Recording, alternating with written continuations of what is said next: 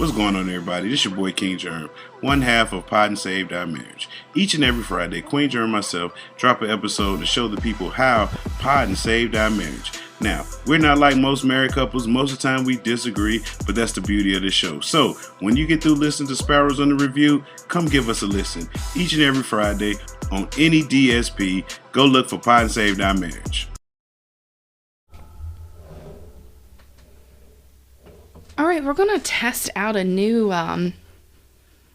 sound filter for JR to see if it helps any. So, King Germ, Rodis, whoever else that listens that Uncle talks to Dolomite. you. Uncle Dolomite. Uncle. Small H blood coming out there. Anyways, whoever listens that talks to JR on a regular, let us know if it corrected his sounds that you hear all the time. Those extra mouth noises I like to make. That we don't like to hear. So we are going to talk about Dumb Money. Dumb Money. The movie. Yes. So basically, Dumb Money is a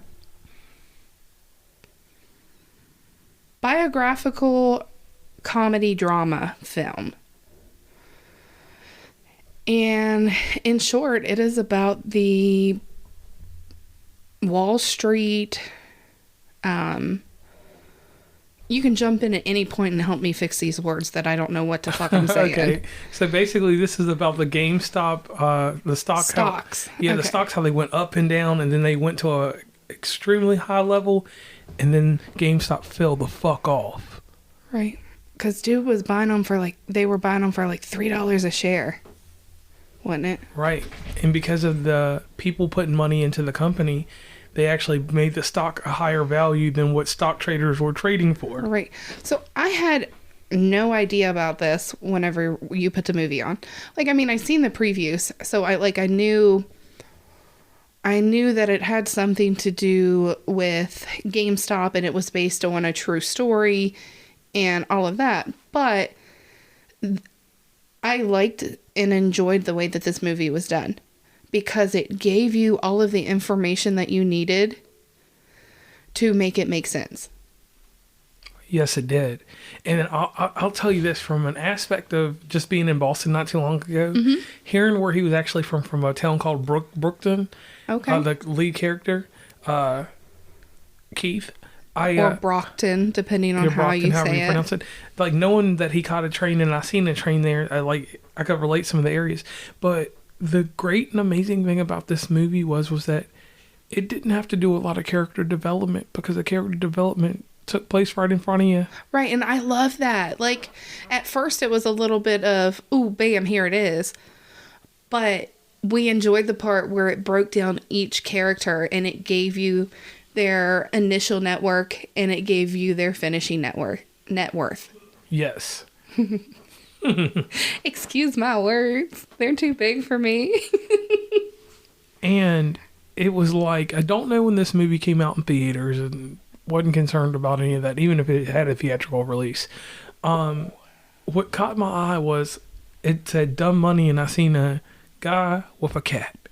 And when I seen the cat, I was like, it might be like Keanu, which is one of my favorite movies.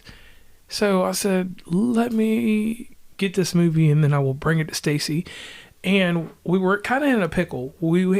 There's all kinds of stuff that you can watch, review and stuff like that. But sometimes you get in these movie ruts where you don't have a good movie. And sometimes the movie poster does more justice for the movie than the movie itself. We have another movie we'll talk about later that falls in that vein. But this movie, when you see the movie poster for it, it makes you want to watch it. Right. And knowing the story of what happened with GameStop and how everybody was all big on GameStop and then they weren't, and they aren't now. I like that realism, that realistic. It was an actual something that really happened that I can actually say I was around. I wasn't part of, but I was around it. Right, and it's why didn't we know about this? Why weren't we paying attention at the time that it was going on? All the money we spent at fucking GameStop. Right, we could have just bought stock instead of games. And then left the game quick with that money. And bought a house and a boat. And I enjoyed how it showed, just the struggle, them shutting down the trading system and the conspiracy with it. And I think the thing that pissed me off was the end. knowing, excuse the language, that these motherfuckers got away scot-free doing what the fuck they did. Yeah, and then trying to throw the lead character under the bus. Right. But the congressional hearing saved him. Right. Well, I mean, it goes to show, you got enough money, you can get out of anything. Right. And what's crazy is this movie correlates to the other one, too. When you think about how it ended, trying to throw somebody under... Oh, I guess it does. Yeah, kind of crazy. The other one was trash, though. Yeah, trash. I loved this one. I'd watch it again. And this movie gets a high rating from me. It does. I don't even remember our rating system. We threw that out the window with our bubble gum today. All right, but Dumb Money could be something that we go on a trip somewhere. I may just pull out, put it on the projector, and we watching it. Right. So I think we pretty much go with it's high on my list. It's not something I'm going to watch every day. It's not a Twilight level for me, but it is something that I could pick it up every so often and watch it, or if it's on TV and there's nothing else on, I might watch it. But for me to just sit and constantly watch it all the time, kind of the same with you, probably with Mario. This one you're not going to pick up and watch every day and make sure you watch it once a month, but we would watch it again. Right. No movie will have the Simpsons effect, but let me ask you this one thing. Is this the type of movie that you can take and recommend to someone? I would, yes. I definitely recommend people to watch it. Because not only does it complete the story, it's informative.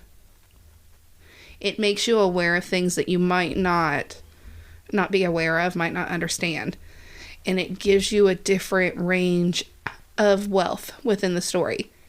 You have people that have nothing, and they spend, let's video chat this guy for $500 and invest that $500 into GameStop stock. And then you have the nurse running around in her socks. She takes whatever and invests in that stock.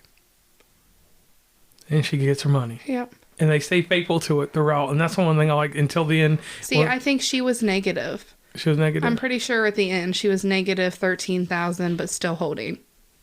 But didn't they all end up with money at the end? All but her. I think. I could be wrong. We'll have to go back. We've only watched it one time. I'm kind of opposed to spending money in theaters multiple times. Right. Unless it's Taylor Swift or something that's iconic, like the Super Mario movie. Yeah, I would probably... The only one that I would pay to watch multiple times would be the Taylor Swift Eras Tour. And Super Mario. No. That's my opinion, not yours, so you can't change my mind. That's fine. But overall, great movie, nice experience. My takeaway is that if you knew nothing about the stock market and you needed something to get you started... It makes you interested in it. Yeah, it makes you interested. And then from this one, I will go on to The Wolf of Wall Street with Leonardo DiCaprio. See, I haven't seen that one either. Right. I haven't seen it either. So I will go on to that. So that's our next movie. Bum, bum, bum. Yeah, because I want to get deeper into the stock market thing and learn about it. So anybody out there that knows about the stock market, I don't want a stock market investor, because if I wanted that, I'd go stand on Wall Street or something. I'll go to Charles Schwab. But I need a normal person that knows a little bit about stock to send us a message and just be like, hey, listen, it's not that hard. Don't be stupid. Right. And that would help out. Right. Be give us the movies we need to watch to make it make sense. Right. Definitely gonna do The Wolf of Wall Street. I don't know why we... Is that true? Like, is that a true story type thing? And see, I think those are what I enjoy the most, based on real life events. Right. Except for Oppenheimer. I said what I said, and I meant what I said. Yep, I went there. Oh, snap. I thought that was going to be a whole nother show. It is going to be a whole nother show, but I needed to throw it out there. I needed to prepare you, because it is going to be bad.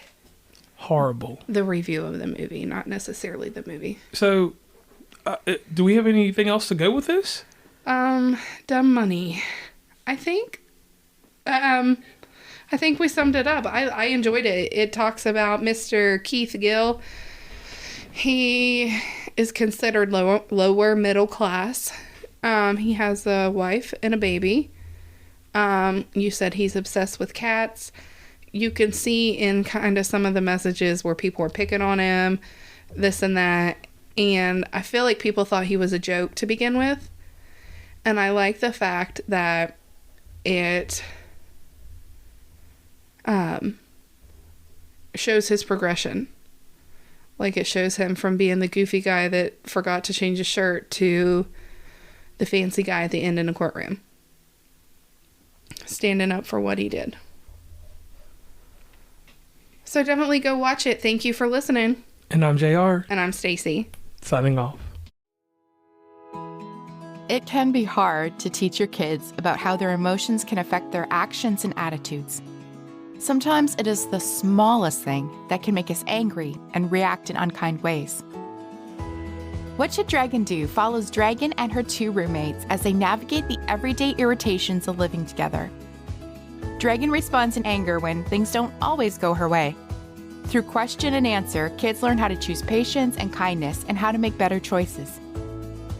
Written by Stephanie Webb with beautiful and colorful illustrations by Kids Art, What Should Dragon Do will make you laugh as you read about Dragon and her adventures with her friends. What Should Dragon Do can be ordered online through Amazon, Barnes & Noble, and Chapters Indigo, or directly from the publisher at friesenpress.com. It is also available as an audiobook on Audible.